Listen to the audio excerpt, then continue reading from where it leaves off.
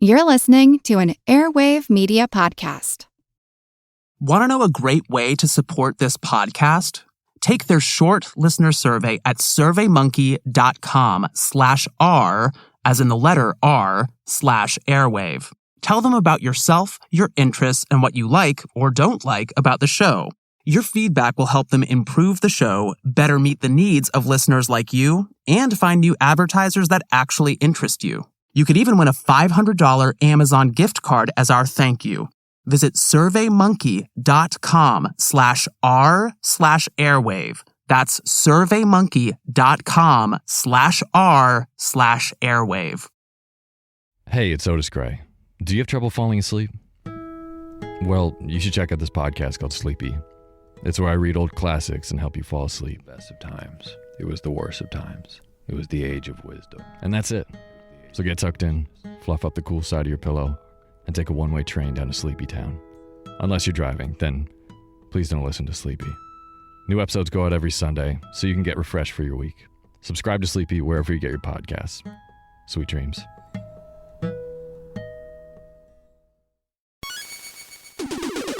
Recorded in Chicago, Illinois, with your hosts, Ken, Matt, Neil, and Jeff. This is Triviality.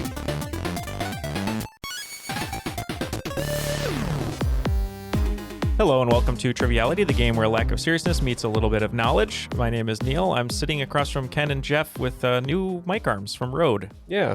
So look, not from them. We bought them. Look and listen. I can move it around, and there's not too much noise. Yeah, and this is all made special by our patrons. So thank you to all of our patrons at patreon.com/Triviality Podcast. The quickest plug that we've ever had on the show within the first 30 seconds. I don't have any Rode to all of our gear patrons over here. My gear is Amazon special cheap versions of that. Well, we have it for you. We have it here for you. Yeah, it's in the studio. We weren't going to buy you a second pair. Oh, okay. So you just have to move. You have to leave. Again, I keep moving. Yes. I'm tired of moving. I can't pack anymore. I'm out of boxes. Well, we have a very special game for you today. I know we always say that, but this is a specially picked game, specially put together game. Curated, if you Curated, will. thank you. That was the word I was looking for.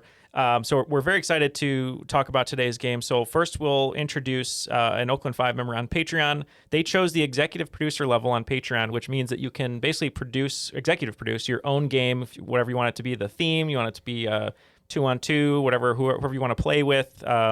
Anything you really want to do for an episode, and we help facilitate that for you. And our special guest, Brooke, chose to have a music-themed game that we'll get to in just a minute with our special host. But let's introduce from Plymouth, Michigan, a Oakland 5 supporter on Patreon, Brooke DeVries. How are you, Brooke? I'm doing great. So excited to be here. Welcome to the show. Yeah, thank you for signing up to be on the show and to put this game together. Let's talk a little bit about yourself, and then we'll introduce your special guest competitor next to you. Sure. Let's see. I like to geocache. That's probably my favorite hobby. Love geocaching. Love reading, and music is probably my favorite thing in this whole world, hence the music topic. I thought I would stick broad to the topic because if it was too specific to music, I'd try to study it and it would but with music in general, that's such a broad category. I thought it'd be good. It could be anything. So it's going to be 20 questions about the movie Tar. Girls. Music is the pizza of art. Music is true. Pizza. I love that. Yeah, it sure is.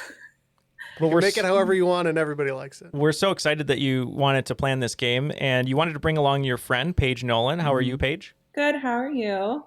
Good. And tell us a little bit about you. I am a wife and mother of 4. I'm a handicapped caregiver.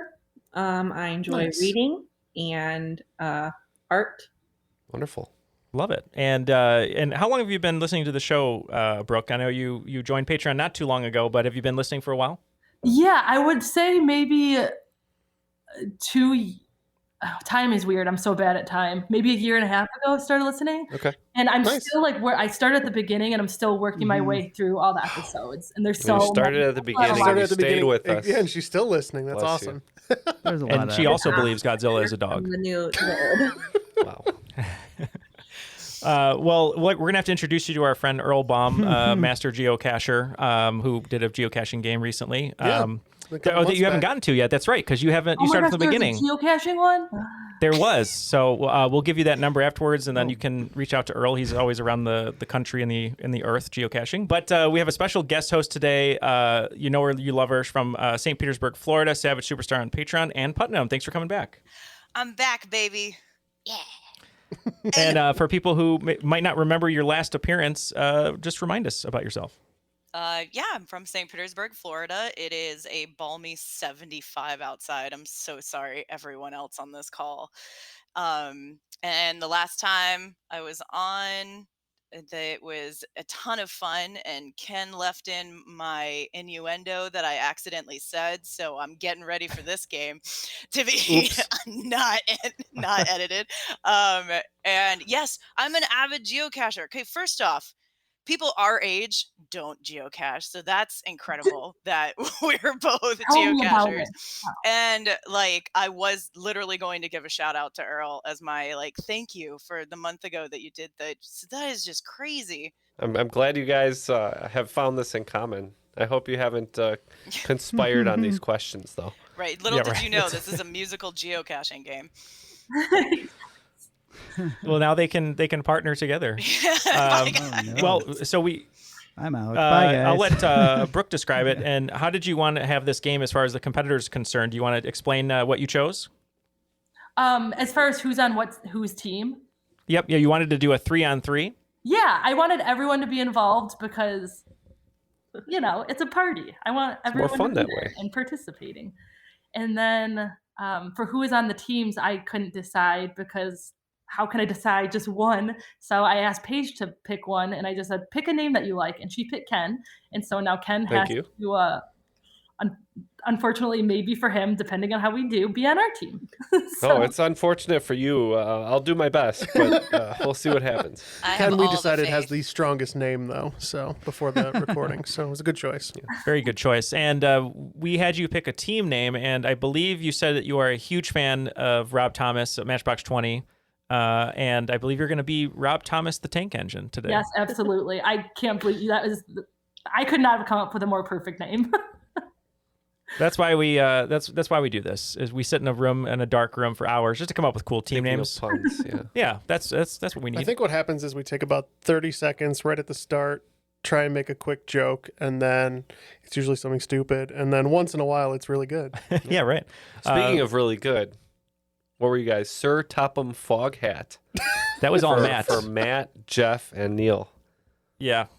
Was it Sir Topham Fog Hat? That was all Matt? Is that what you said? Yeah, it was all Matt, was it? Or is that you? That was me. Matt said nothing about that. Yeah, except I'm for rewriting I said history. It was none all of Matt. Yeah, that was all Ken. Congratulations, Matt. I said Let's nothing. get the rules for this game. The rules of the game are simple. 20 questions split into 2 rounds worth 10 points apiece. At halftime, there'll be a special swing round designed by this week's host. After regulation, players will enter the final round with the points that they've accumulated and will have a chance to wager 0 to 30 points on 5 categorized questions. At the end of the game, someone will be named the cream of the crop.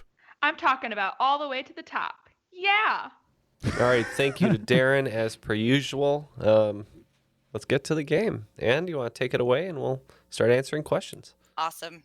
As it was previously said, it is an all music game, but it is a special game, and I've made groups of questions that live under a common category. So there's still going to be 10 questions each round with a halftime and final 5, but each half will be broken down with a few questions under the same category, and I'll just let you know when a new category is introduced. So your first category is in trains named after Rob Thomas. I'm just kidding. Sorry. Wow. Your first category with 3 questions. They are going to be in music theory. So music theory, the study and practice of music. So we're tried to make it as well-rounded as I could. Number 1, there are multiple time signatures one can choose to use, but the majority of music, not just rock, pop, and electronic, are in what time signature? The most common in Western music. I think we can lock in, Matt. Yeah, we're locked in over here. Ladies, how do you feel about this one? Good. I do. Not good? That's fun. I feel good as well. Oh, good. Okay. Yeah, so I was thinking 4-4. Yes, me too. Okay. Yeah.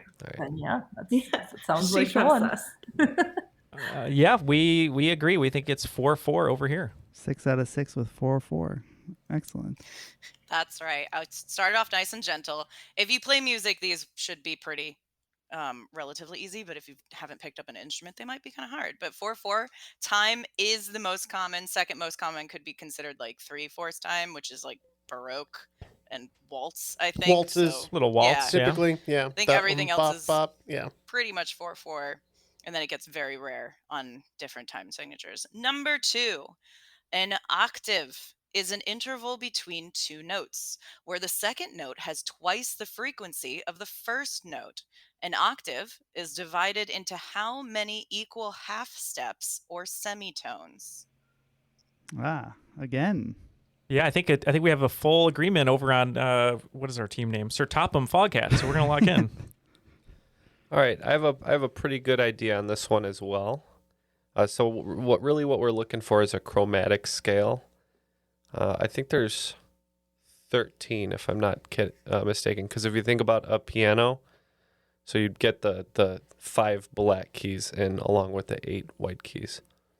Does that make sense? Oh, wow. Yeah, that does make sense. I have no idea. I was just going to say 8 because of OCT octave, but that's probably not. Okay. 13 Yeah, all right. Sounds good. We'll say 13.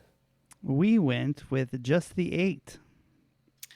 It's actually 12. There are 12 intervals between two notes. Oh, because I counted the one twice. Yeah.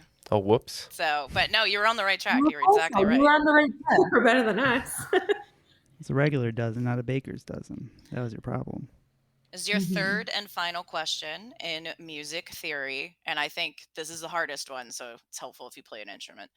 Of the 7 major key signatures, F, G, C, D, A, E, and B, which one has 4 sharps in it? I don't think we'll be texting each other the right answer at the same time. I don't think so. Jeff may know this because he played saxophone for quite a long time. Yeah, I was just a lowly percussionist that tried not to play anything with music notes. So yeah, you stayed away from the marimba. The only reason I ever practiced really, really hard, I told this to a student at the school the other day. I said the only reason I practiced really hard was so I could get first chair and never have to play marimba. So yeah, so we're just gonna have to take a guess on this one. Like Neil was explaining, I kind of was a drummer too, and I stayed off of the noted instruments. So, if you can imagine running a scale, some of them you'd hit the black keys on, and some of them you wouldn't hit the black keys. So, for example, C is just all white keys, but I'm not sure which one that is. So let's say D on a whim. D? Okay, that sounds good. Tenacious. And we guessed E. I believe the ones in question would be F sharp, C sharp, G sharp, and A sharp. Jeff's exactly right. And now I really want a photo of him with a saxophone, preferably from his youth, would be great as one of just random Discord posts. Let's do that. But it is E major. I think we could find E major is the is the answer. I think we got a photo of you marching in a parade or something, probably. Yeah, When, you could try when and Jeff find was it. on Arsenio, we all remember. Moving on from music theory, we're going into our second category grouping, which is going to be 3 questions in Broadway musicals. Number 1. What Broadway musical, premiering in 2015 and based off a film, featured the first all-female production team in Broadway history, made up of director, composer, lyricist, book adapter, and choreographer? They were recognized by the Clinton Foundation with a hashtag Ceiling Breaker campaign that distributed free tickets. Looks like Neil is pretty confident here. Are you guys going to be locking in? Yep, we are going to lock in. Had a chance to see this in Chicago, so I'm pretty sure we're on the right track. We're going to lock in. Okay. You guys have any initial ideas? Not one. I know nothing about musicals. Is Hairspray is a musical or Les Mis? I don't know. Those are musicals. You were A 2 little, for 2. little too early on those. I would think. Okay. Neil might have tipped us off a little bit when he said, "I've seen it in Chicago," because the musical 6 began in Chicago and then moved to Broadway. 6? I That's was my also favorite thinking number. Maybe we should go with 6. it's not really based on a movie, but what about Beetlejuice. Beetlejuice has men in it, though. Was it an all-female? Wait, It's not this an was all-female cast, but an all-female production crew. Gotcha. Yeah, sure. All right, we'll say Beetlejuice because I can't think of a sixth movie. Sixth Yeah, Sense. so You don't remember? Beetlejuice. Beetlejuice is director of Moulin Rouge, Alex Timbers. It's a good show though. This one is based on an independent movie, and the independent movie starred Kerry Russell. And this movie, musical with book and lyrics, all that stuff by Sarah Bareilles is Waitress, I believe. Oh, That's it. Even though 6 is a fantastic show, I just saw that Waitress is your answer for an all-female production team. That's pretty cool. It's good to know. And a lot of the cast was females too, so they're a good show. Number 2. Did she start her contract by saying, "I'm going to write you a musical"? She should have. Ooh. Number 2, Trey Parker and Matt Stone were inspired to write the Book of Mormon after seeing what other Broadway musical in 2003? They enlisted co-writer Robert Lopez to help with their musical about Mormons, who admitted that it was full circle since he co-wrote the Tony Award-winning musical in question after seeing South Park, Bigger, Longer, and Uncut, and wanted to meet that level of satirical writing. Yep, we can lock in on this one. I believe Matt has always wanted to be one of these characters, and that's why we're going to lock in. are you guys familiar with this answer? No, 0%. none. Okay, so something you should know about Anne is she's a fan of Muppets. This applies to you too, Did you though. prepare yourself? Yeah. Do you know any musicals with like Muppets or puppets? I guess they're non-copyrighted Muppets. Maybe some naughty Muppets Some naughty Muppets. live on a street. They have a very clear idea about what the purpose of the internet is. Naughty Muppets haven't made it to us yet. So yeah, this is Avenue Q, I believe. It Yep, sure is. That sounds good. Never heard of it, so it's probably a good. Oh, it's very good. I have a lot to learn about musicals. You guys are inspiring me to like branch Don't out. start with this one. Maybe start with a tradition. No, start this one. They're all very dirty characters. It's a lot of fun. So check out Avenue Q. That's what we locked in with as well. That's absolutely correct. It's Avenue Q. And Robert Lopez is actually the composer that went on to do Let It Go for Frozen. He has an EGOT, and he's still only like 40 something. So Along with his partner now. Do you know her name? Yeah, Lopez and what's his wife's name? His partner.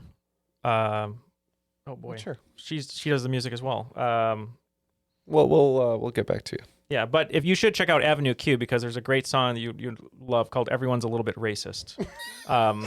Kristen Anderson Lopez, Thank you, co-songwriter. Yes. Oh yeah, yeah. They live in a very rent style like co-op that is run by Gary Oldman. I want to say, is that their landlord? Number 3. What musical premiered on Broadway in 1975 and is based off a 1926 play about actual criminals Beulah Annan and Belva Gartner, written by the reporter who was assigned to cover the trials? It also holds the record for longest running musical revival. So I think there's a little bit of home cooking based on the podcast location going on in this one. Any idea? There was a very famous movie also. Oscar winner. Catherine Zeta-Jones. Renee Zellweger. Richard Gere. Queen Sears Latifah. Tower? John C. Reilly. Is he also in that? Yeah. Are you really? Mr. Sullivan. Can Are you we name really doing anybody this? else in the movie? Did you bring up the IMDb for this? No. Neil This who is the they are. IMDb for that. I'm trying to think of who else is in that movie. I think that's it. Yeah, that's everybody. Yeah. So yeah, I think it's Chicago. Oh yes. Okay. When you said that it was like a location based thing, I was thinking Chicago, and then it just kind of went woo. And That's okay. Good choice. Rob Marshall classic. Yeah. We're gonna agree. We're gonna say it's Chicago. It is Chicago. Little did you know there were actually very pretty murderers in the late 20s. that this was inspiration for the musical Chicago. So that's the end of It's our a really fun Broadway show. questions. I feel And your fiance Colleen put on an amazing high school production of that. Oh, I'll tell her you said that. She'll appreciate that. Yeah. I've told her many times that it was mind blowing. Oh, well, thank you. Yeah, it's even bigger this year with Grease, so hopefully it'll be just as good. Yeah. And that's so after 6, basically, which is kind of like our top 5. Our scores right now are Rob Thomas, the Tank Engine, with his beautiful hair, with 30, and then Sir Topham Foghat with 50. Good start, guys. Yeah, thanks for pulling us along, Yeah, Ken. We're gonna. I serious. promise we'll put in our weight somewhere. We'll get there. there's going to be a category here you guys are going to the freak pop out and about, I'm rock, sure. and I'm gonna fall right off. So we're closing out the Broadway musical category, moving on to the third category of the first half. 3 questions are in Disney musicals. And I will read them as Mickey Mouse. I'm just kidding. No. Oh, boy. Goofy. Oh, that would. Yeah, Encanto. Jeez, number 1, Encanto took home 3 Grammys at the 2023 ceremony, yet We Don't Talk About Bruno was not even nominated for Song of the Year. What is the only song from a Disney movie that has won for Song of the Year category? Song of the Year is one of the 4 most prestigious categories of the Grammys, and it is given to the songwriter for lyrics or melodies. In this case, Alan Menken and Tim Rice accepted. They beat out Meatloaf's I Would Do Anything for Love and Billy Joel's River of Dreams. So all of us here at Sir Topham Foghat, we thought it was from a certain film, and we think it's in the right time period. So we picked what we think might be the most famous song from that movie, and we're going to lock in with it. All right, so we got a big hint here with Tim Rice. I believe he did the music partially for Tarzan, along with Phil Collins. Yeah, but okay, that's what I was thinking. More importantly, Lion King, I believe. Yes. That we Might get literally. one That's right. That's yeah. Which one did you pick though? Well, let's talk about it. So I think it's from Lion King. I think Elton John probably would have been credited for Circle of Life. I'm thinking maybe it's Hakuna Matata. Ooh, that's such a good song. Okay. Well, I have no idea which one it is, but Hakuna Matata is my favorite song from The Lion King, so I kind of want to go with that and hope that that's true. That that's the one. Okay. All right, we'll say Hakuna Matata then. So this one, I think the reason that we all agreed on it, we also think it's from The Lion King, and we wrote down a bunch of different songs. But this one, I believe, was on MTV or VH1 all the time. It had a music video with Elton John singing solo, and we just figured if it's on a music video that long, it must be pretty popular. So we said, "Can You Feel the Love Tonight?" Okay. So this song that was nominated was actually sung by Peebo Bryson and Regina Bell on the radio as well, and shot into like number 2, I want to say, for a couple weeks. And Alan Menken and Tim Rice wrote A Whole New World from Aladdin. That is the only winner of Song of the Year, because it was known that's what I texted outside you. of the Disney movies and on the radio as well. Although Matt had it. That was the first thing he texted. That song was huge. I just want to point out that Tim Rice apparently won the Oscar for that song and for Can You Feel the Love Tonight, and was also nominated for Circle of Life and Hakuna Matata. So Good to know. that Good to tells know. you how good those 2 movies were musically. Number 2 in your Disney musicals category, Fantasia was Walt Disney's 3rd film. It was a series of 8 animated segments conducted by Leopold Stokowski. What is the name of the 8-minute symphonic poem originally composed by Paul Dukas in 1897 that features Mickey in the segment? So if we're talking about Fantasia and Mickey, you guys remember the part of Fantasia with Mickey in it? Mm-hmm. I don't, but It's like the beginning where he's sweeping in the magic broom. And they keep splitting. Yeah. So he in that is specifically a sorcerer's apprentice. And I think that segment is called The Sorcerer's Apprentice. I think so. Widely known as a future Nick Cage movie. Now that you say that, that sounds very correct. Widely known. So I think we should go with The Sorcerer's Apprentice. let's do it. Love it. We think that a lead singer from a certain band, ripped off Fantasia, and we think this was Mad Season. Fantasia featured a symphonic poem that has Mickey and brooms, and he takes the sorcerer's hat from Yesnid, as Jeff mentioned. The wizard's name is Disney backwards, and that is called The Sorcerer's Apprentice. And it has a Hey. it is a very graphic scene of the shadow of Mickey going and like murdering a broom with an axe. So if you haven't seen this segment, it is really beautiful until like the murder happens. But yes, that is called the Sorcerer's Apprentice. And the brooms are sentient, so It's Mickey is always happy unless you just cross him, and then it gets real give dark. him an Steamboat Willie has slit a throat or two this day. Why do you think Walt Disney just disappeared all of a sudden? It's Mickey. Number 3. I am going to give you 4 Disney princesses and 4 vocal artists who provided their singing voices in the theatrical release. I want you to match the princess to the voice. So your voices are Mandy Moore, Jodie Benson, Paige O'Hara, Lea Salonga, and your princesses are Mulan, Rapunzel, Belle, and Ariel. So I'm not positive on all of these. I'm pretty sure Mandy Moore was Rapunzel, and the timeline makes more sense for that. That's what Let's I say was thinking, too. Lea Salonga for Mulan, and then the other 2, I'm not sure. Okay, I'm struggling.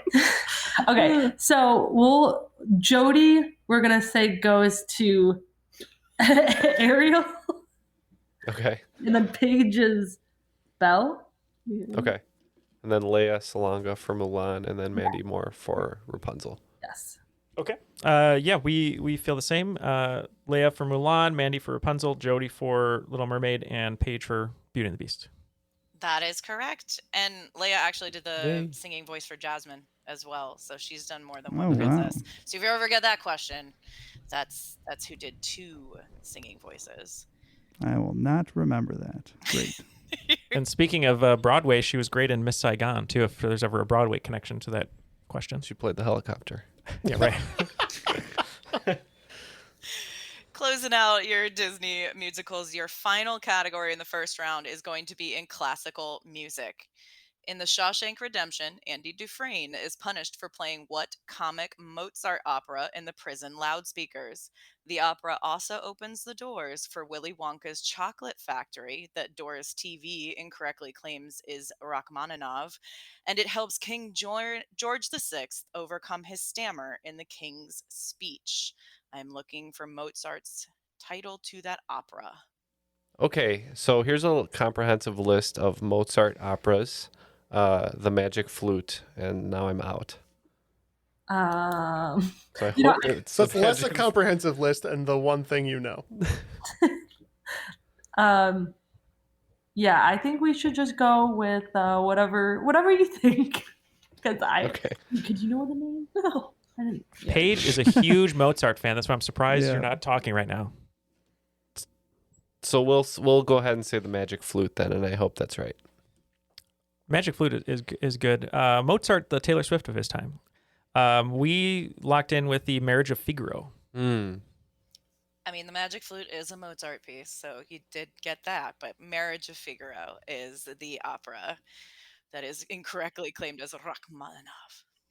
At the end of the first round, it looks like Team Rob Thomas the Tank Engine with 50 points, a great score, and just narrowly chugging along exactly, and just narrowly in front of them are Sir Topham Fawcett with 70. So it's still anyone's game. Okay. And before we get to the swing round, we just had a little special message for our listeners from our friends at Airwave. So just wanted to say that for the next 2 months, Airwave is going to be conducting a listener survey to help us get to know you, your interests, and what you think of the show. Yeah, please support us by taking our short questionnaire at surveymonkey.com/r/airwave.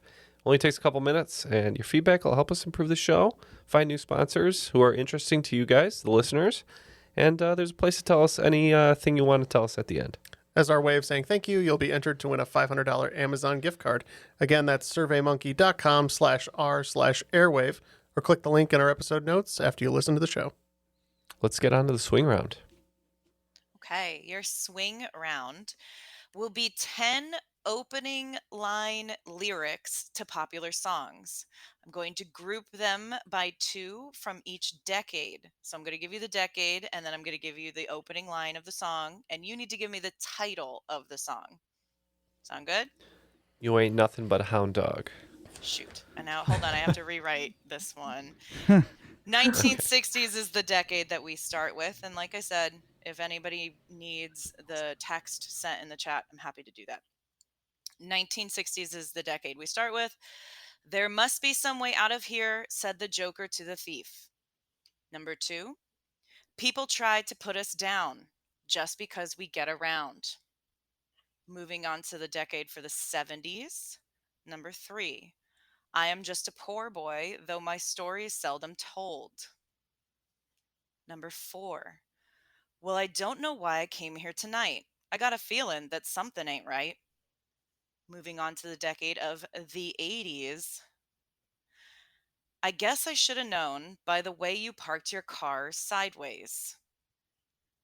Number 6, you put the boom boom into my heart. Moving on to the 90s. Number 7, in the time of chimpanzees, I was a monkey. Number 8, what's with these homies dissing my girl? The 2000s. Number 9, I want to hold them like they do in Texas, please. And number 10, am I more than you bargained for yet? All right, those are our questions, and we'll be right back. This show is brought to you by BetterHelp. As some of you may have figured out from the show, I'm somewhat of a private guy. I tend not to want to talk too much about myself or my experiences. That being said, when we had the opportunity to partner with BetterHelp, I thought it would be valuable to share my experiences with therapy. I've been using therapy for over a decade, and I can say with confidence, it is the best decision I have made. When I started feeling like I needed someone to talk to, it took me a while, but I sought out a therapist. While my first therapist was great, it ended up not being the right fit. I wish I had BetterHelp at the time, as it took me more than a year to find the right therapist for me. BetterHelp allows you to switch therapists at any time for no charge, and their access to thousands of licensed therapists can help you find the right person for you. I personally recommend therapy to everyone, as having an objective person supporting you can really change how you feel and how you cope through various situations. If you're thinking of starting therapy, give BetterHelp a try. Discover your potential with BetterHelp. Visit betterhelp.com/triviality today to get 10% off your first month. That's BetterHelp, HELP.com/triviality. What do you get when you take two childhood friends with a passion for unexplored history and a whole lot of booze? You get the goofiest game in history, Queen's Podcast. Hi, I'm Nathan. And I'm Katie, and we're the host of Queen's Podcast. Join us while we spill the tea on women from history. We get into all kinds of stories here, like biographies of lesser-known figures. For instance, Saida Al-Hura, powerful pirate queen. To the stories you might already know, like Marie Antoinette or Cleopatra, but with a fun twist. Each queen is paired with a cocktail that'll totally get you in the mood to hear fun, juicy, and dramatic stories from history. Because history is so much more than just dudes on a battlefield, and we believe that the female perspective and roles are just as deserving of their time in the spotlight. Right. So come get to know these queens. Find us wherever you get your podcasts. Cheers. We are now back from our deliberations. Let's have the lyrics one more time and see how we did. Okay, so 10 opening lyrics to popular songs, and I grouped them to each decade. So in the 60s, there must be some kind of way out of here, said the Joker to the thief. All right, this one popped into my head, I think it's All Along the Watchtower. Which way did you hear it first? Was it Bob or Jimmy? Jimmy. Yeah, that makes sense. We also said All Along the Watchtower. That is correct. And I hear Bob, actually. But okay. Yeah, that was Bob. But that is correct. It's All Along the Watchtower. We out of here. Exactly. That's why. The only lyric I know from the song. There you go. Your second one is, people try to put us down just because we get around. This was the one that was scratching at the edge of my brain the worst, and I just couldn't come up with it, so we have to pass. Yeah, and big fan of The Who, so I knew this was my generation. That's who you were talking about. People try. Yep, that is my generation. That song. 1970s. I think this is one of the harder ones. I am just a poor boy, though my story seldom's told. We think it's Simon and Garfunkel, The Boxer. Yeah, absolutely. We agree. We said The Boxer by Simon and Garfunkel. And actually, Mumford and Sons did a decent cover of this, but it is They The did? Boxer. Uh-huh. Let's listen to that. No, you don't. Ironically, that was my favorite band from 4 to 12. Like, as soon as music was a thing as a toddler, it was Simon and Garfunkel. Oh, I just aged 30 years. That's amazing. Great. Did you have a huge crush on Paul Simon? No, it was Garfunkel. Actually. John It was Mumford. Garfunkel. It's the hair.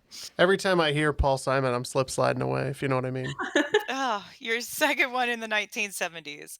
Well, I don't know why I came here tonight. I got a feeling that something ain't right. Yeah, this one is Steelers Wheel, made famous by Reservoir Dogs again, and Stuck in the Middle. Yeah, we said Stuck in the Middle with You. With You. By in Steelers Wheel. parentheses. Yes, of course, very important. And the one-eared, stuck in the middle with you. 1990s decade. I guess I should have known by the way you parked your car sideways.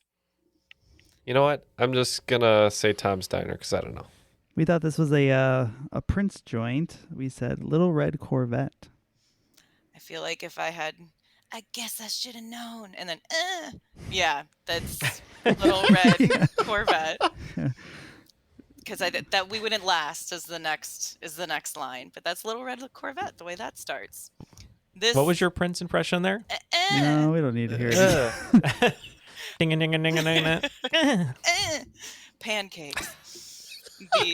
That should be on our soundboard. Just all of a sudden, just hit.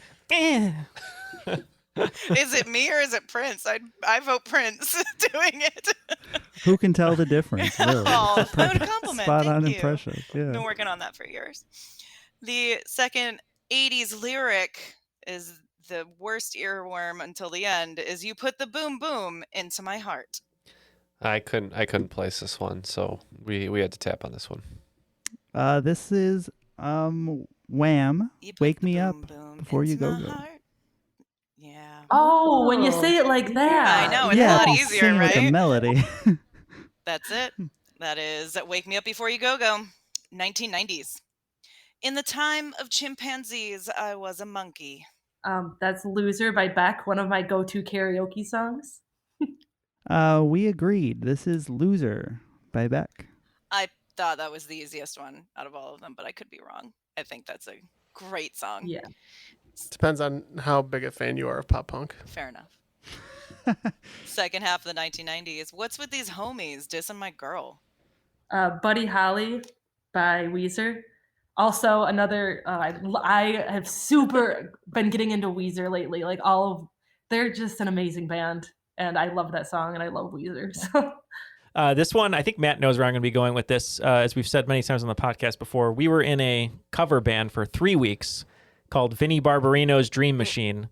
And the only song we played consistently was Buddy Holly by Weezer. And that's what we're locking in with. I would love to see that. The band that made their own Roomba. That's Weezer with Buddy Holly. In Arnold's on Happy Days even. 2000s. I want to hold them like they do in Texas, please. We have Lady Gaga, Poker Face. Yes, we also said Poker Face. That is Lady Gaga with Poker Face. And the other earworm of the series is Am I More Than You Bargained For Yet? This would be Sugar We're Going Down. Concur. Chicago Legends, Fall Out Boy, Sugar We're Going Legends. Down. Yep. Absolutely. I use it loosely. That's fine.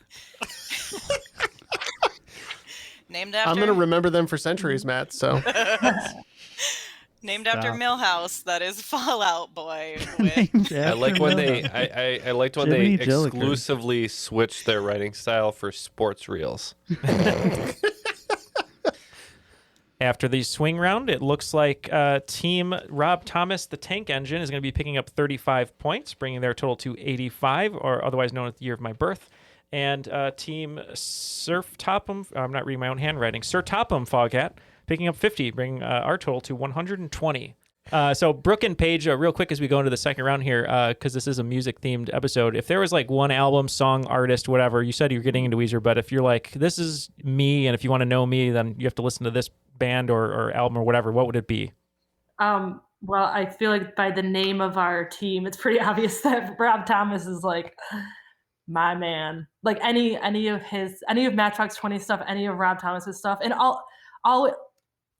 I feel like this is very common with a lot of artists and stuff, but I feel like the stuff that Rob's that's on the radio most is like his least good stuff. Like This Is How a Heart Breaks and Lonely No More. Like they're okay, and I listen to them, and I'll like, but once you really get into his albums and like the ones that are like buried, those are the good ones. Like it's just all of his records. It's Rob. It's Rob. Like the Bare Naked Ladies.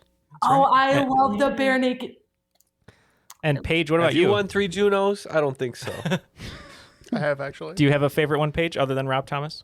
I do love Rob Thomas, but I also love Rainbow Kitten Surprise and Nako and the Medicine People. And I love that song. I love. Yeah, they are great. These band names are so good. I've never heard their music before, but I love the names. I guess they're a little bit alternative, but you've definitely heard at least some of both of their music. I love it. And since we're here, Anne, what do you think? My favorite band? What music represents you? Yeah, if you're like, here's an album, this is me. I What kind would of that gave be? it away on the last. It's Duran Duran is my. Ooh. That's Oh, nice. my realm. They're coming to Tampa in June, and so I got tickets in Tampa and in Sunrise, Miami, because they're still touring 40 years later, and that's my universe. Maybe we'll go as a podcast because you saw Tears for Fears, Ken. You enjoyed it, but maybe we'll go see great. Duran Duran. Yeah. Yes, please. Speaking of Duran Duran and Hungry Like the Wolf, we're hungry for round 2. So let's go right into it, Ann. So similar to the first, I'm going to divide them up into categories again with multiple questions. And your first group of 3 is the Rock and Roll Hall of Fame. So number 1, we have had the question on Triviality of the first and last band in the Rock and Roll Hall of Fame alphabetically, being ABBA and ZZ Top. But what bands are the second, first, and last? One is the 9th highest selling artist in the United States, even though they hail from Australia. And the other had a 1964 hit with She's Not There and a 65 hit with Tell Her No. I'm locked in with both if you guys are good. Yeah, let's trust you. Okay. Oh, yes, absolutely. All right, so they're locked in. Matt, you just talked about the first one being AC/DC? Yeah. I did text you Warren Zevon. I believe he's in the Rock and Roll Hall of Fame. And He's from, he did Werewolves of London and stuff. When Anne was saying She's Not There, I was actually thinking of the Animals because I thought that was one of their songs. But then when you said AC/DC, I was like, oh yeah, I'm on the wrong end of the alphabet here. We're looking at Z's. I don't think Zebrahead's in there yet. Probably not making it. Warren Zevon. I mean, you seem pretty confident, Matt. I don't know about, what do you think, Jeff? That Wanna was go just with the first Z name I thought Yeah, of. yeah. So AC/DC and Warren Zevon. So I agree with these guys on AC/DC. Any idea on the second one, ladies? Literally the only person I can think of is Ziggy Marley. So Jeff said the Animals, which I think is close because they sound kind of similar, but I think it's the Zombies. Oh. That's right. Then the second, first, and last alphabetically, one from Australia is AC/DC. And She's Not There. The 1964 hit was by the Zombies. And Rock and Roll Hall of Fame is all kind of in the classic rock realm. So in 1997, your second question, who was the first American male artist to be inducted into the Rock and Roll Hall of Fame twice in the same evening for 2 separate groups? His first solo album, released in 1970, earned gold and is the only album to feature both Jimi Hendrix and Eric Clapton. Who is the guitarist, bassist, keyboardist, lyricist who is co-headlining a Light Up the Blues autism fundraiser event in April with Neil Young? We started discussing over here, and our minds got to basketball, and Matt wanted to lock in with a famous Canadian basketball player. Yeah, I got that, Nash. So they're going with Crosby, Stills, Nash, and Young. Thinking about some of those people. Could be Nash. I thought maybe Bob Dylan. We could just go with Nash, though, if you guys want to. Yeah, I'm I not think that's a good idea. That sounds a solid guess. Yeah. All right, we'll go with Nash. We also went with Nash. You are in the right realm. So I see why you thought Eric Clapton. He's the only person to be inducted 3 different times with different bands. So that is like a trivia nugget. This gentleman did play with Neil Young and Crosby, Stills, Young and Nash, but it is Stephen Stills that checked all these boxes. It's Stills. Number 3. 1986 saw the first 10 male inductees into the Hall of Fame, including Buddy Holly, Chuck Berry, Sam Cooke, and what singer, born in Mississippi, whose first single, That's All Right, was played on Memphis radio, launching a 20-year career in music and film? So I'm having trouble placing this. I know the song, That's All Right. Ooh, that's all right. Do you know that one? Yeah. Who is that? Right. That's a good question. All right, we gotta tap out. We wrote a bunch of names like Ray Charles, James Brown, Jerry Lee Lewis, but then we're like, none of them worked in film. And then Matt, you're like, duh, this guy worked in film. Yeah, and from Mississippi, we said Elvis Presley. Probably would have worked a lot longer than the 20 years too if it wasn't for the cheeseburgers. So that was the wrong. That was the wrong song then. I think That's All Right. Right was a very lesser known. It was only played by local DJs in Memphis at a time, and then he went on and did a couple more songs before becoming uber famous. This The is Elvis. a bit tricky because the obvious answer is the answer. It's Elvis. Nice job, Matt. So Baz Luhrmann taught me nothing. Again. I was gonna say Again.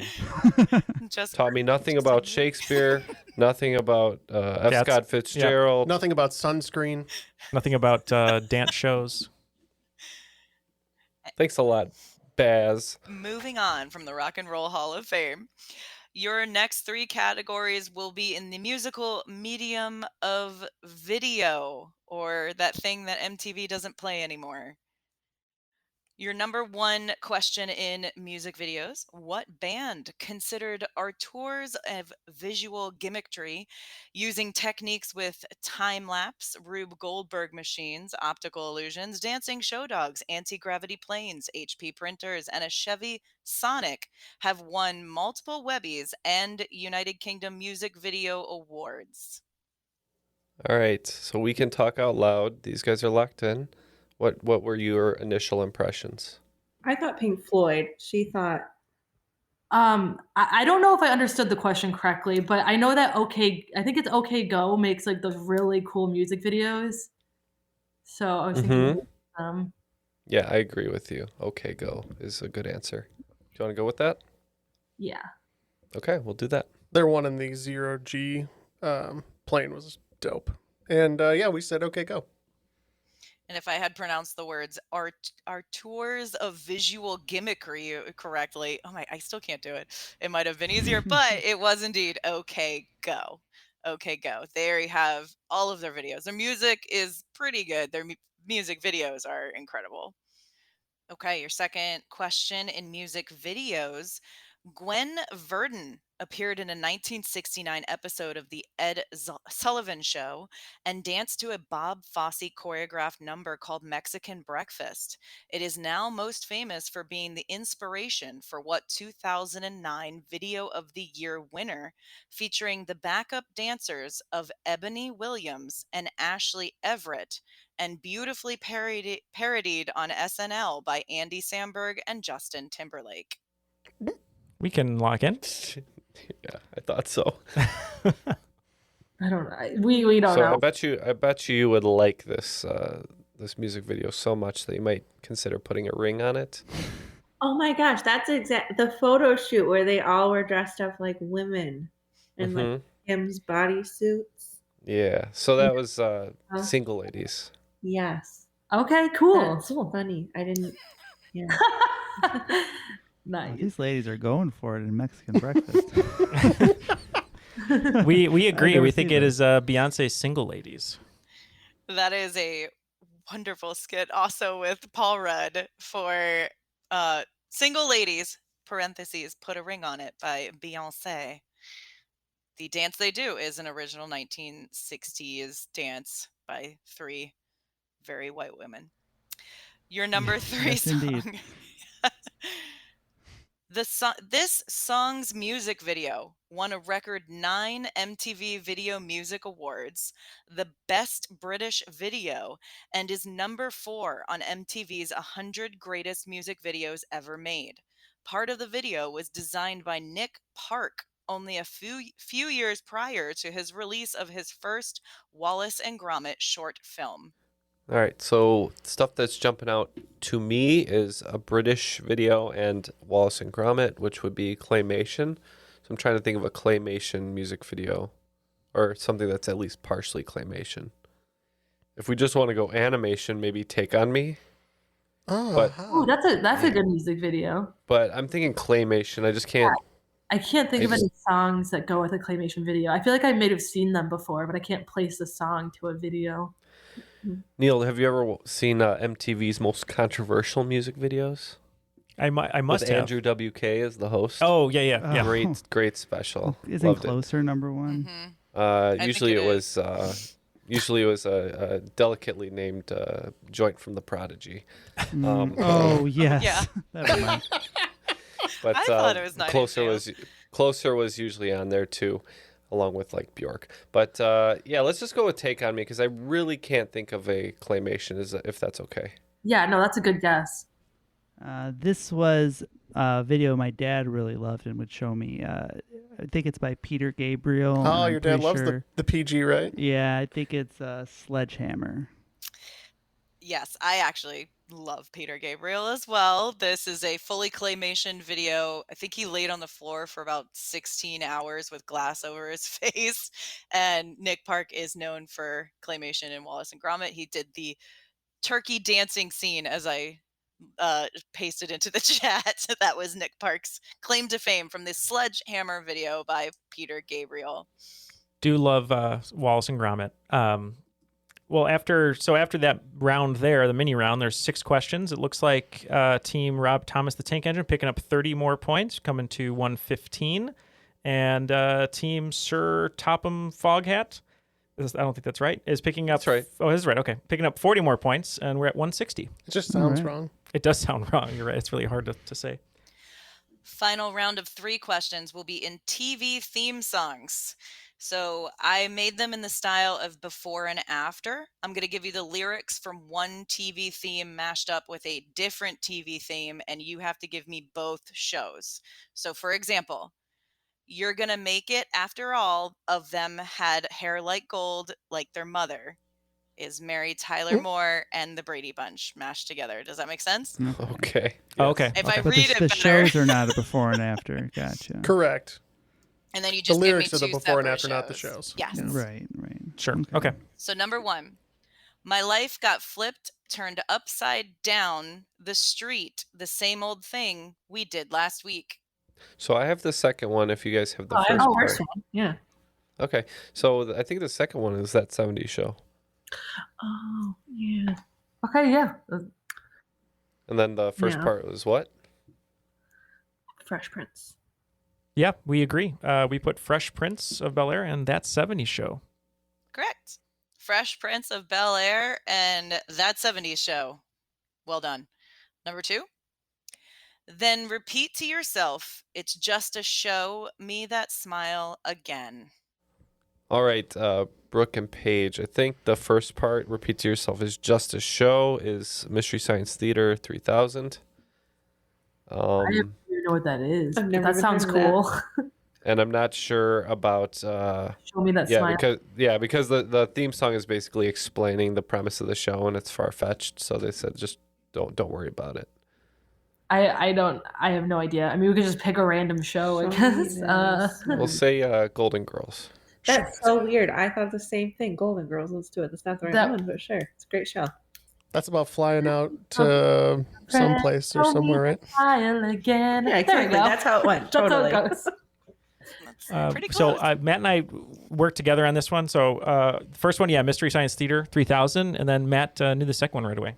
The second one was actually sung on The Masked Singer by Robin Thicke in honor of his father, Alan Thicke, who was on Growing Pains.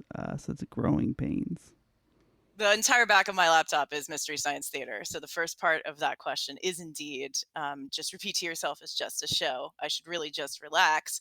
And then show me that smile again. Ooh, show me that. That's Growing Pains. Growing Pains. That's another earworm for me. I legit had Growing Pains stuck in my head for the last week and a half. Because of that question. I think from time to time, as long as we got each other, it just creeps into my head and I can't get it out. Number 3, in TV themes, all the little chicks with their crimson lips go where everybody knows their name. I know the second one, but I don't know it enough to get the words out of my mouth. It's in there. Yeah. I mean, well, there's a bar. There's a bar where everybody knows your name. Underneath the seafood restaurant, if I remember the right. seafood restaurant. Patty's Pub. Called Cheers. Oh. Cheers. And then the first part was what? I have no idea. You tell us. Lady. The Price is Right. Drew Carey Show. Drew Carey Show? Yeah. I loved the Drew Carey Show. A little bit before us, I think. So we're gonna lock in with the Drew Carey Show and Cheers. Yeah, we said the same. Us too. Yep. All the little chicks with their crimson lips go Cleveland Rocks. Cleveland Rocks. That is the Drew Carey Show and Cheers. Closes out your TV theme songs. At least able to check off a bunch of those. Final question in the second half is going to be in musical instruments. Back to textbook. This musical instrument gained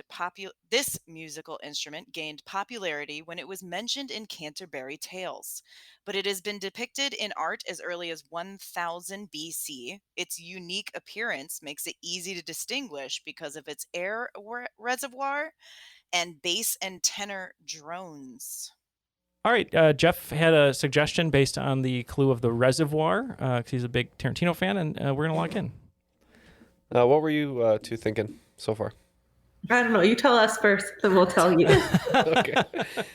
If I'm thinking of an instrument with an air reservoir that you could squeeze the air out and produce multiple low and high tones simultaneously, I would think of the bagpipes. Accordion. That's what we were. Bagpipes. Yeah, that's what we were thinking. An accordion. Oh, that's a great thought. No, we Accordion too, but Squeeze I think box. bagpipes were probably invented first and probably mentioned in the Canterbury Tales. Yep. got it. When you say drone, I think of bagpipes. So that's what we went with. It is a bagpipe. You can't ask two Drew Carey questions in a row. Yes, that's really what inspired me was Except Drew for our Carey. Drew Carey theme game that's coming out next month. Lay it on me, Drew Carey. I can't imagine we would have very many people signing up for that one. If you are a really big Drew Carey fan, reach out. I feel like everybody likes Drew Carey, but I don't know if anybody loves Drew Carey. Right. Right. Well, he I had love to that Brooke was follow up Brooke was Bob like, Barker. How do you do that? Yeah. Nobody can follow up Bob Barker. I did love Ryan Stiles Yeah, that's true. on that show. Ryan Stiles is great. he was great, and I think as Brooke said, those shows are before my time, so maybe there won't be that many Drew Carey fans. After the second round here, it looks like Team Thomas the Tank Engine, also named Rob Thomas, is picking up 30 extra points, bringing their total 145. And Team Sir Topham Foghat is picking up 40 more points, bringing their total to 200. So what are our final round categories, Anne? Your final 5 categories will be in The Girl All the Bad Guys Want, Phineas and Ferb. Here we go. Don't do it. 1985. Nope. Let's Do It for Johnny. And finally, of course, because it's a music episode, guys, it's Bowling for Soup. Knew it. I knew it was coming. And I feel bad because Brooke isn't caught up on the show, so she doesn't know the Bowling for Soup lore. She's like, what's going on? So both teams have locked in their points, and both teams are going as all-in as possible. We're a little bit short, so we're going just 25 on 1985, but all of our points are on the line. Number 1 in the category of The Girl All the Bad Guys Want. Taylor Swift's mother wanted to give her a gender neutral name in order to better help forge a business career. Her music loving parents decided to name Taylor after what 6-time Grammy award winning singer and songwriter who she shared the stage with in 2011 at Madison Square Garden to close out her tour.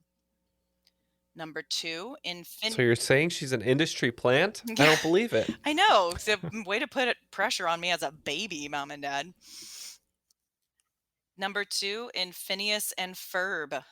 The first episode of the Disney show Phineas and Ferb was remade into 2011 to a half-hour musical episode, including the songs You're Going Down, Aren't You a Little Young, and Carpe Diem, while the main characters try to build what in their backyard? Number 3 in 1985. There were 2 songs to tie for the longest running number 1 singles at only 4 weeks in 1985. One became the fastest selling US pop single in history, going quadruple platinum, and has everyone from Dan Aykroyd to Tito Jackson singing the chorus. The co-writer of this single wrote and sang the other hit of 1985 for the film White Knights, who was also hired to sing a version of this song for Homer on Mr. Burns's private jet. Number 4 in Let's Do It for Johnny. In music, male names starting with the letter J are used 4 times more often as we would expect based on the frequency of J names in the general population. Specifically, the most common name being Johnny. It's said in almost 40 or over 46 hit songs contain Johnny in the title. What Johnny song was made famous by Shelley Fabares and covered by Patty Lynn in the same year? Number 5, Bowling for Soup. The band's name is said to originate from Steve Martin's 1978 comedy album Wild and Crazy Guy, where he talks about a game show called Bowling for Beep, which the band clearly swapped out a few letters. Steve Martin is an insanely gifted banjo player. He has been on tour and collaborated on 2 albums with what American bluegrass band that sound like Chip and Dale's Wilderness Side Hustle? Parents, did you know there are podcasts for kids? I'm here to tell you about mine, What If World. I answer what if questions with wild and funny stories. Tell them how What If World has a huge cast of magical characters. Okay, and how each story has a positive message. Yeah, Yarr, What If World is great for bedtime, car rides, or whenever kids just need to unplug. You can find What If World on Apple Podcasts or wherever you listen. If you enjoy bizarre true stories, then the Useless Information Podcast is the podcast for you. For example, did you know that author Robert Louis Stevenson gave his birthday away? Or that there was a football team that played for 6 years before someone realized that the school never ever existed? Or that a dog in upstate New York was once placed on trial for murder?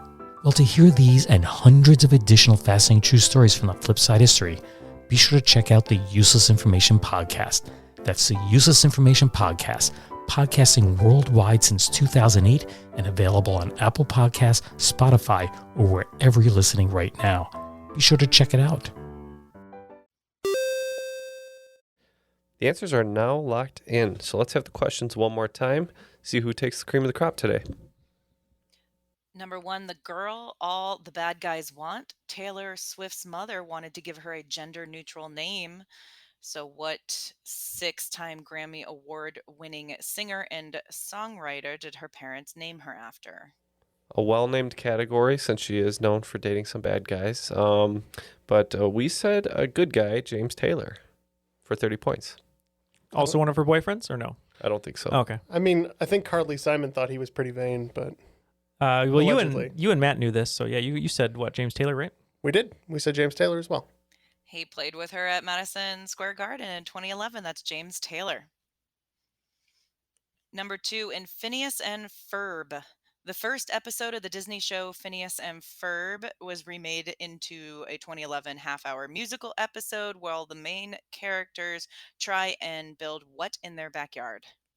My children are a little bit young for Phineas and Ferb, and the only experience that I've had with it was in a dental office while my son was having 2 teeth extracted, and the dental hygienist turned on Phineas and Ferb and kept saying, "Watch the show, sweetie, just watch the show." And my son took all the stuff away from his face and said, "I don't want to watch the show. I want to stop having my teeth pulled."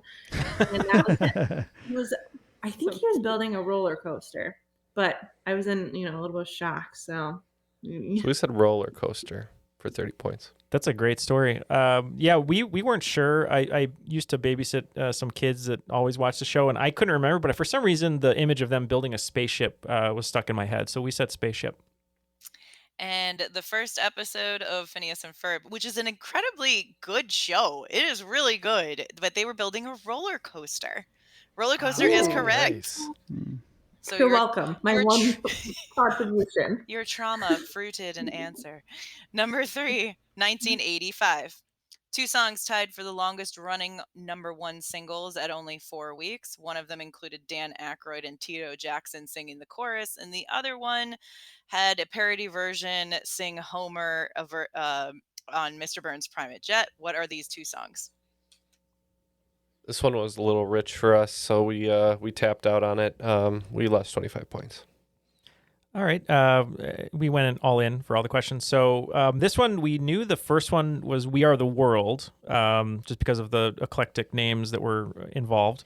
And we thought the second song was a Lionel Richie song, but we didn't really know any of Lionel Richie's catalog. So Matt, what was the song we went with? I don't remember. Hello? Dancing on the Ceiling? One of the two? One of them. Endless Love. We just knew it was Lionel Richie, Endless so we kind Love. of... That's what they're all wrong. Do you remember the scene on Mr. Burns' Jet where Lionel Richie is hired to sing Homer a song, and Homer goes, say you, say me, but with beer, and he goes, hey you, beer me. So that's the Lionel Richie song is Say You, Say Me, and the U.S. pop single featuring Dan Aykroyd in the chorus is We Are the World. So those are the 2 85 songs. Very close. You knew it was Lionel Richie. Yeah. It was either him or Michael Jackson, so. Yeah. Number 4, Let's Do It for Johnny.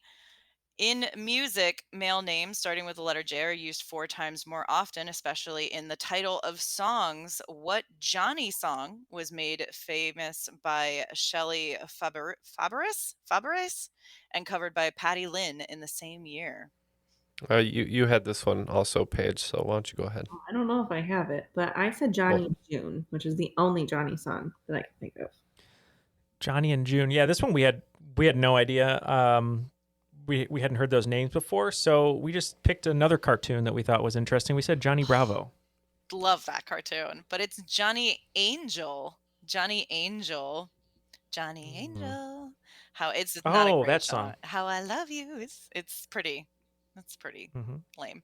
Now that you sing it, makes sense. Number 5, Bowling for Soup. The band's name is said to originate from Steve Martin's 1978 comedy album, Wild and Crazy Guy. And he is a really good banjo player and has toured with an American bluegrass band that sound like Chip and Dale's Wilderness Side Hustle. What are they called? We took those clues and just kind of mixed them up and combined them, and we came up with Mountain Rangers. I think you've got part of it. I've very famously flubbed some E.D. Brickell knowledge and then had to dig deep in Wikipedia a while back. I believe this is the Steep Canyon Rangers. You were so close, Ken, but it's the Steep Canyon Rangers. I wasn't going to get that kind of detail. It's tough. Some kind of Rangers. That's all you knew. Well, after the final round, both teams are going to be losing points, so it's just a matter of who's going to end up with the most. And it looks like Rob Thomas, the Tank Engine, only losing 25 points in the final, which is very good. We did not. Is ending with 120. And our team, Sir Topham Foghat, is losing 30 points, bringing our total to 170, making us today's cream of the crop.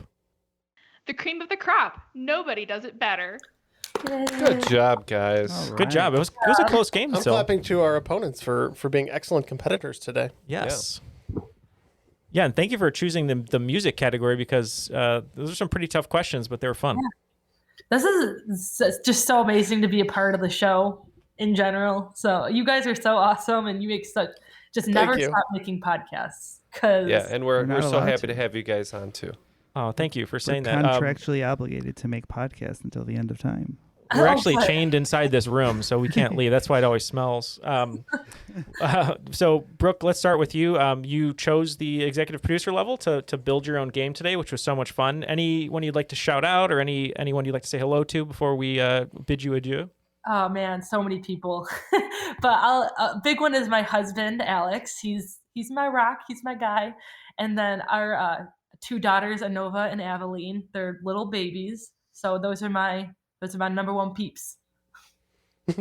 Well, shout out to them for sure. And Paige, thank you so much for joining us today. We hope you had a great time. And how about you? Any shout outs for you? Thanks for having me. It's been lots of fun. I'll do the same. My husband, Maury, and my 4 kids, Reese, Oliver, Harper, and Freya. Wonderful. Beautiful and cool names. All the by names, way. great names. Yeah, so they had a little trouble coming up with a team name, but they sure know how to name kids, though. I'll say That's that. true. Well, thank you very much for joining us today. And Anne, always a pleasure to see you and hear you. And the questions are always really great. Anyone you'd like to shout out today? No, I just thank you so much for allowing me to come back on. This was a blast, and you guys always make me laugh a lot. So nothing I would rather do for a couple hours on my Sunday. But my shout out would be to my partner, Grant, who I'm going to force listen to this again. And so thank you. Thank you for how often I sneak off to a corner of the house writing trivia questions. And on that note, and play testing my questions all the time. But shout out to all of my local trivia players at Descent Brewing down the street that should not be listening to this podcast, because then they're cheating, because I steal questions from this podcast all the time. Well, hopefully we can come play a game there with you at some point. Absolutely. And not know the questions. 70 degrees thank you outside, guys. 70 degrees. It is very attractive. We would love that. Speak for yourself. Well, yeah. Well, I would. Yeah, you wouldn't. Perfect geocaching weather. Yes, exactly. Exactly. All the geocachers that are now listening to the show, you'll have to reach out to Brooke, and you can form some sort of union or something. I'm always looking for a geocaching buddy, so. There you go. If you wanted to create your own game, just like Brooke did, and she brought Paige along, you can join us on Patreon at patreon.com/Triviality Podcast. For as little as $5 a month, you'll not only get all the bonus audio content, you'll get the main episodes ad-free. And it's just a great place that you can meet some other people and create your own game like this if you're at the executive producer level. And before we go, we just wanted to say a big thank you to our network, airwavemedia.com. You can go over there to check out a ton of great shows, a lot of them history, trivia focused, things such as Bro History, Ben Franklin's World, and Fan Theory Queries. But you can check all those out at airwavemedia.com. Yeah, and in conjunction with Airwave, we are asking you once again to take our short listener questionnaire at surveymonkey.com/r/airwave, or find the link in the episode notes. That's right. And a big thank you once again to Brooke and Paige and Anne. And for Matt, Ken, and Jeff, my name is Neil, and that was Triviality.